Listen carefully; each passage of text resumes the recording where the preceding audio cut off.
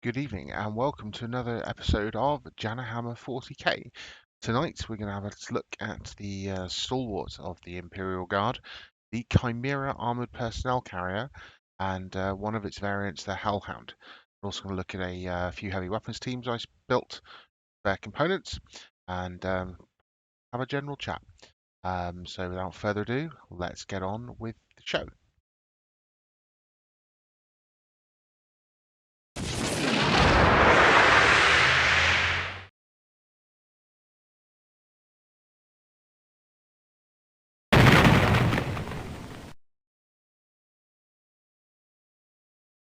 Okay, so for those of you who have been living under a rock for the last, I don't know, 30 years, the Chimera APC is the Imperial Guard's our personnel carrier. It does exactly what it says on the tin. It's designed to get your troops from A to B with while minimizing the chance of them actually getting killed. And it's not particularly heavily armored. Not particularly heavily armed compared to some of what's out there these days. Looking at you, Land Raider and Repulsor, but like I say, it's cheap. It does the job, and you can also put Ogryns in it. Not as many as you perhaps like, but hey, who knows? Stick a few in there, drop them on the enemy.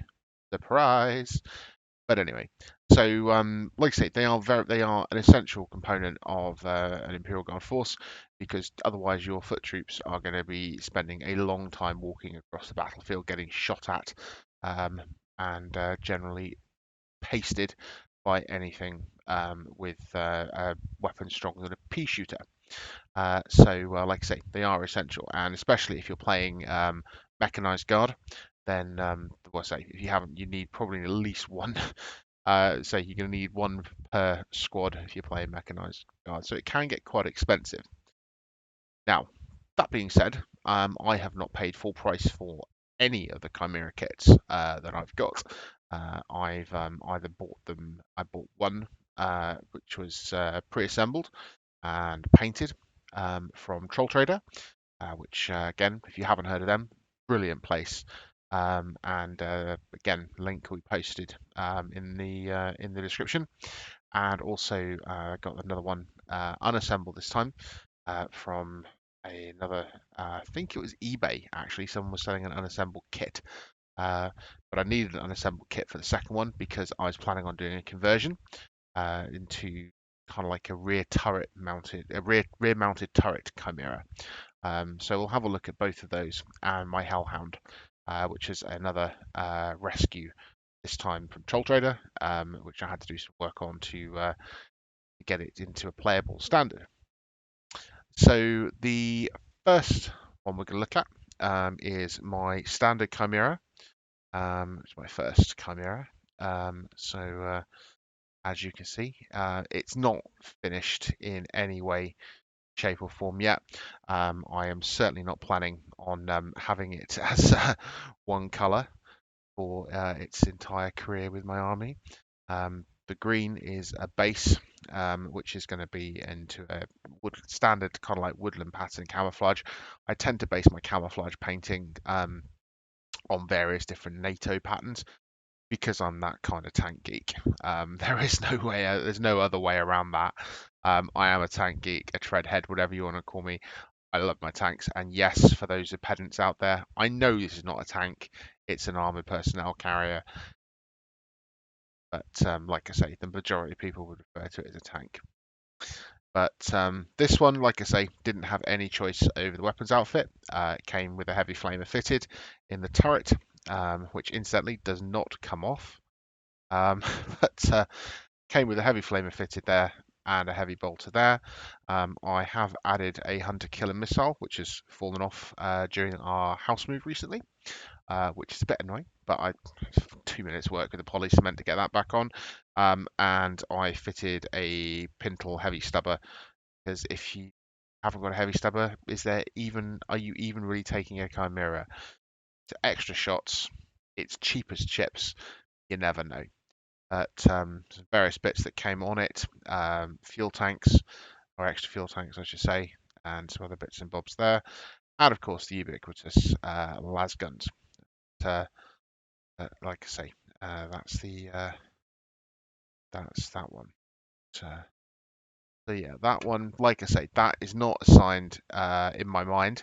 That is not assigned to any particular unit. It's going to be used for whoever I decide is going to need it for that particular game, and we will see what happens there.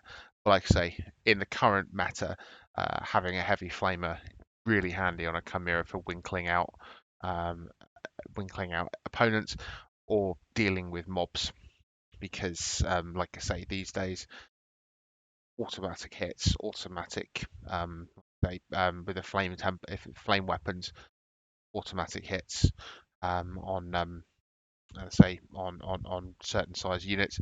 Can't remember the exact details off the top of my head, but if you're up against orcs or Gretchen, sorry, Rots, I believe they're called now, um, or any other Horde army, including other Imperial Guard, then your quid's in. But like I say, always handy to have a heavy flamer. You're never going to can't really go wrong with it. Not going to do a huge amount against marine equivalents, but like I say, it's going to help. Uh, okay, so yeah, that's Chimera 1. And like I say, that's the that's my generic Chimera. That's the one that, like I say, that could turn up as your standard battle taxi for whomever needs it at the time. So, go. The autofocus is working camera. But like I say, it still needs some more work. Like I say, I want to put a proper camouflage pattern on it, and we'll take it from there. But like I say, that's Chimera 1. Now, Chimera 2 is a bit more different, is a bit more special. Chimera 2 I bought as a bare kit. I had to assemble it and cut it to pieces, as you will see in a minute. But that was because I saw a conversion online that I really like the look of, and I thought, you know what, I can do that. I'm getting good at this sort of thing, and like I say, it's going to look awesome. It's going to really stand out on the battlefield. Um, but always, in theory, it's not something you always want, but hey, it looks cool. It's going to do well. That's my theory anyway. Not quite red ones go faster, but it's getting up there. So this is Chimera 2. This is the rear turret version that I built following a conversion guide, which again, if I can find the link again, I will pop in the description. Very, very good guide, step by step. I have to be honest, I can't remember the name of the chap who did it. He did a lot of Imperial Guard, as they were, stroke Astra Militarum articles. So I'll see if I can find that and pop that in the description because it's very easy to follow. It's a very simple conversion and it looks amazing. So the armament on this one, again, this one's got 2 heavy flamers on it. There's a reason for that. The reason for that, and yes, look at that. Yet again, a pintle heavy stub has fallen off. Surprise, must be a day with a Y. Um, so, like I say, this one has got 2 heavy flamers on it, and a ubiquitous, say, kind of like compulsory auto launchers, and a hunter killer missile, because who doesn't want to be able to shoot off a few hunter killer missiles in the first turn just to annoy the hell out of everybody else, out of your opponent. So that's that one. Obviously, loses most of the las guns in the conversion because you have to cut off that bit of the hull. Let me see if I can get a side by. These are actually slightly different versions of the Chimera kit. But if you can see them side by side, you can see that though the hull is still the same length roughly overall, the turret piece has been shifted backwards, removing the rear hatch. And like I say, so that gives you the the rear turret effect, kind of like most modern infantry fighting vehicles, the Bradley, the Warrior in say modern armies. The turrets at the back, and like I say, I just think it looks awesome, and I don't and had to I had a spare driver's hatch. Not quite sure what happened to the original one. I have a feeling it might have been dropped on the floor and never seen again. but always a risk. Um, and my modelling skills are not quite as good as I'd like them to be. So I've used some various bits and bobs here to cover up the joins, and also I built myself some track guards out of plasticard, because again, track guards, it's cheap as chips, and they can keep your vehicle moving.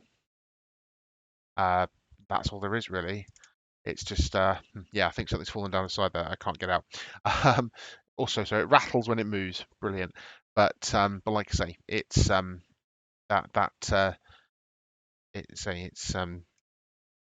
track guards again for say for a couple of points. They can be an absolute game changer, especially in a tank like this, or sorry, a vehicle like this, where the whole point of it is to get across the board as quickly as possible and disgorge its troops. Now, on that note, this particular Chimera is kind of like a designated one, or it will be when I've finished it.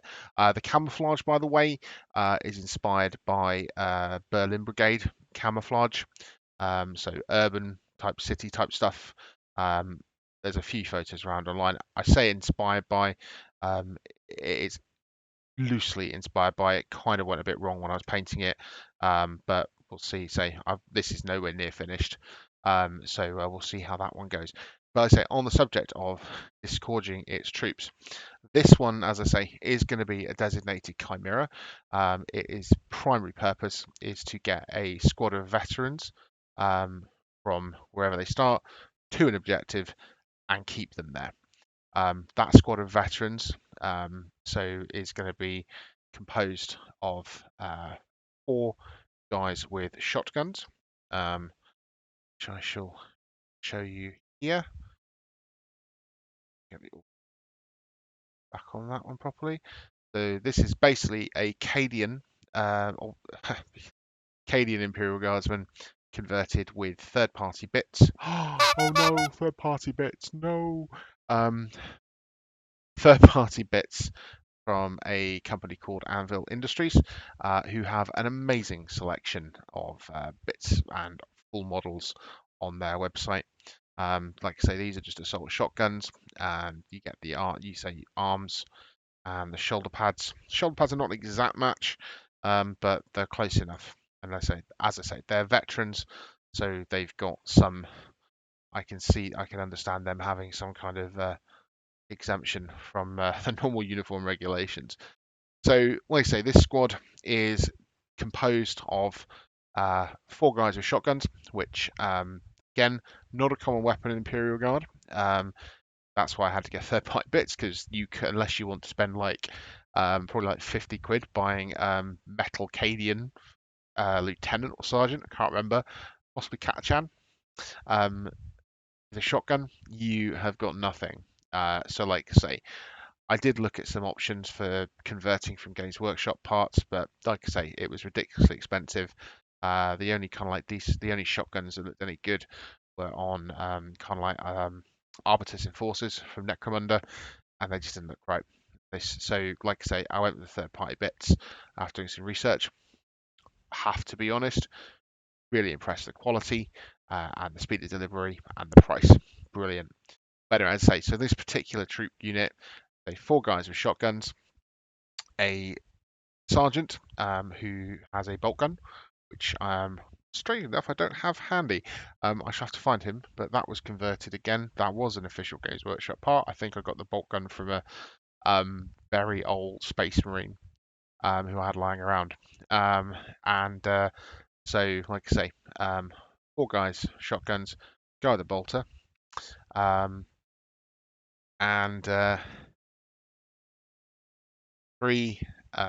You're allowed 3 special weapons in a veteran squad, 3 flamers, and a heavy flamer, which combined with the 2 flamers, the heavy stubber, and the hunter killer missile on the Chimera will give these guys a lot of staying power. I will probably back them up with a commissar just to make sure that they stay wherever I put them, and don't go running away for a quick break anywhere.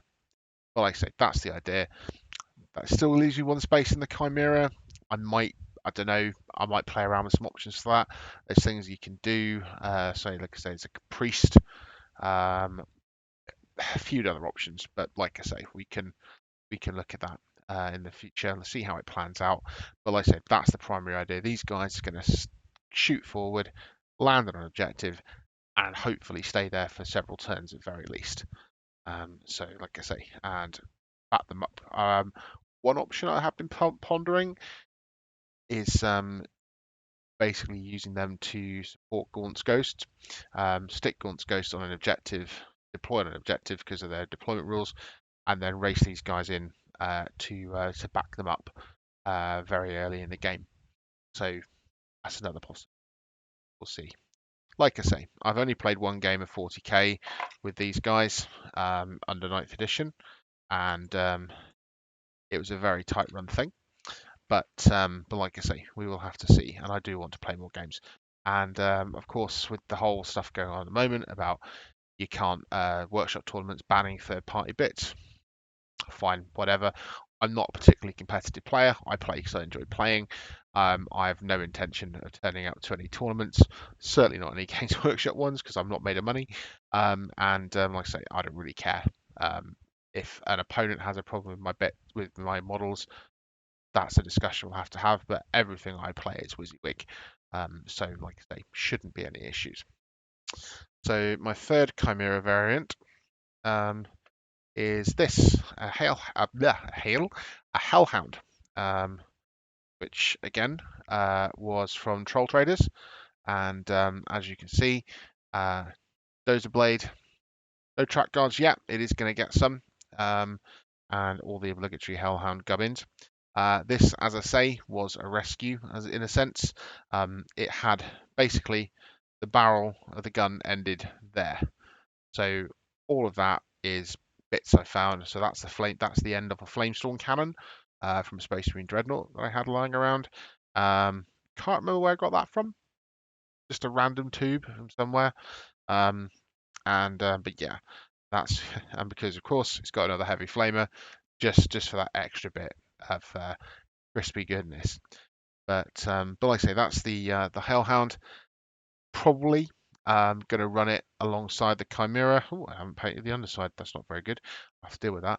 As I say, it's just been undercoated for the moment, and I'll need to get that sorted in the very near future. But like I say, these are all on this. I'm probably going to run this in a big enough game because, say, you start racking up the vehicles, you start racking up points. But I'm probably going to run this alongside the veteran Chimera, and like I say, try and use it to support them. And again, use the Hellhounds, use the Inferno Cannon's range special rule to deal with anything big and nasty that comes their way.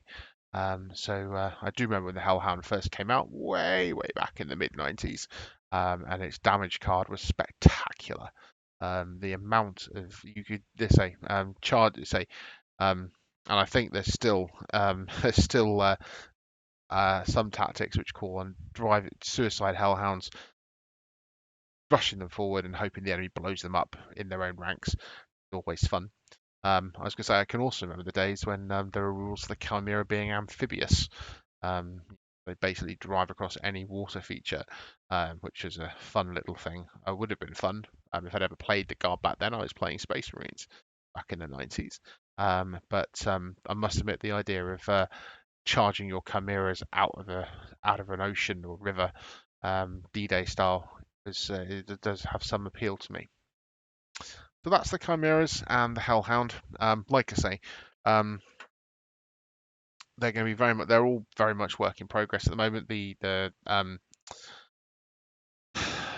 first chimera is at a playable stage. If I had to play a game tomorrow, I could play that.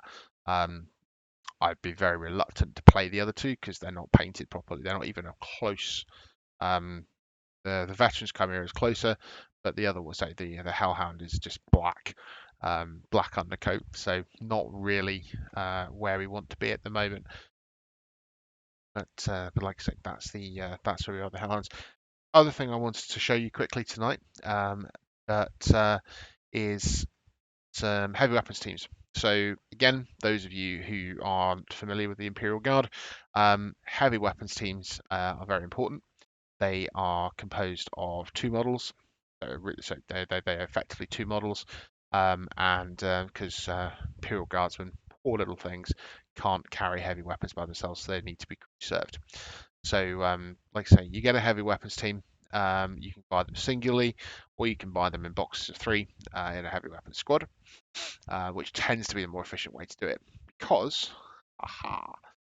because you can get if you've got some spare guard legs or bodies or heads from the other from your other Imperial Guard kits that you've been building, you can effectively build multiple heavy weapons from a box that's designed to get three heavy weapon squads teams out of. You can get at least six, depending on how many bits and bobs you've got lying around. And I have quite a few legs, heads, and assorted bits.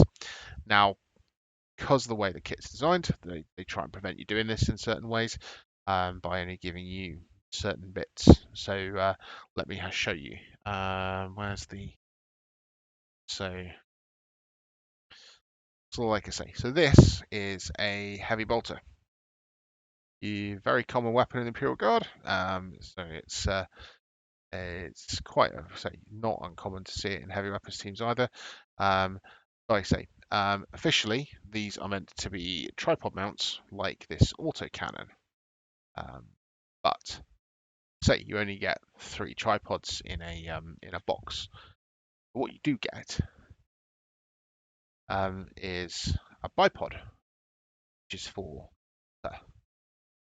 you get, or the missile launch, depending on how you want to do it. So you can quite easily put it on a bipod. Then all you need to do is build something up underneath it, so your guy's not stood like holding a massive weapon midair. What I've done here, for those of you, so you can probably see it immediately, sprue brick. I loved this when I discovered it. Chop some sprues up, build a brick wall. I say, by the time it's painted, it's going to look reasonably good.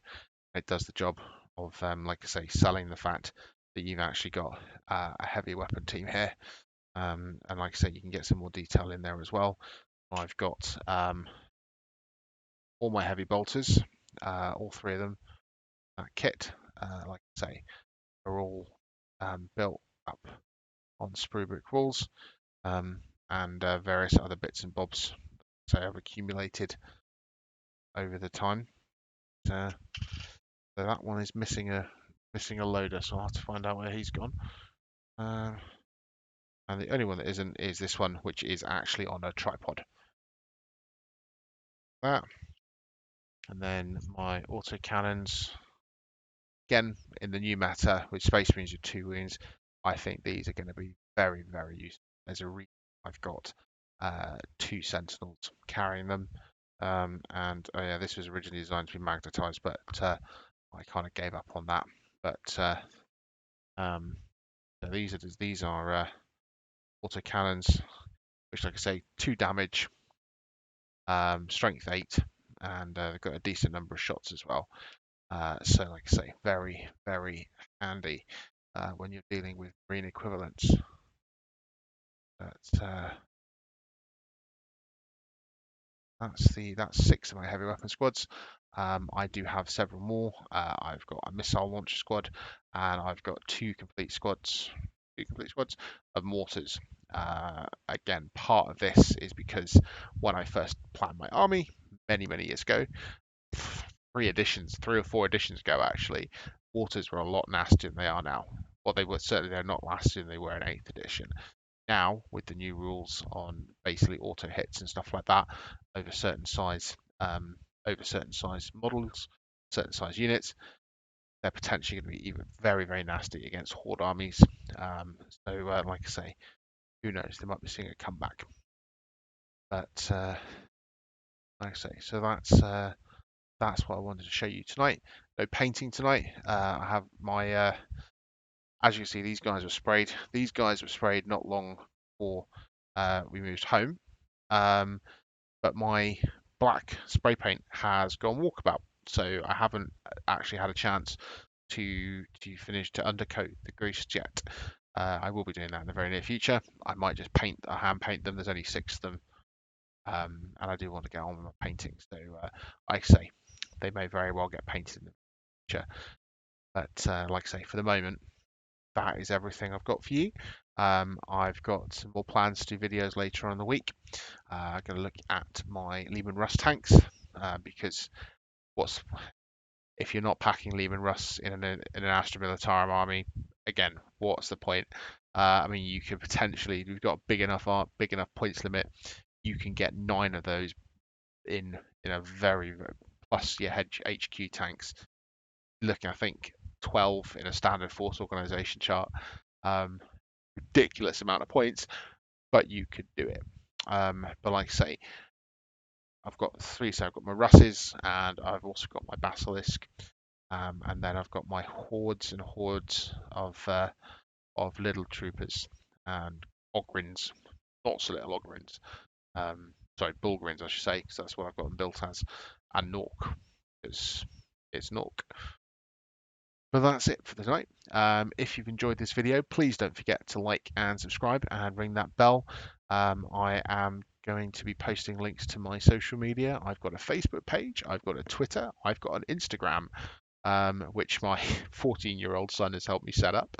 So that's all good. But like I say, I'll be posting links to the companies I mentioned here, Troll Traders and Anvil Industries. Please, if you haven't already, check them out. They are very, very good. Customer service from both of them is brilliant. Anvil Industries, I had my shoulder pads were missing in the post. No trouble at all. Gave them a quick, dropped them an email. Within a day, I had a response saying they were basically sending out another packet free of charge. Brilliant. Absolutely brilliant customer service. Can't fault them. Let's say that's it.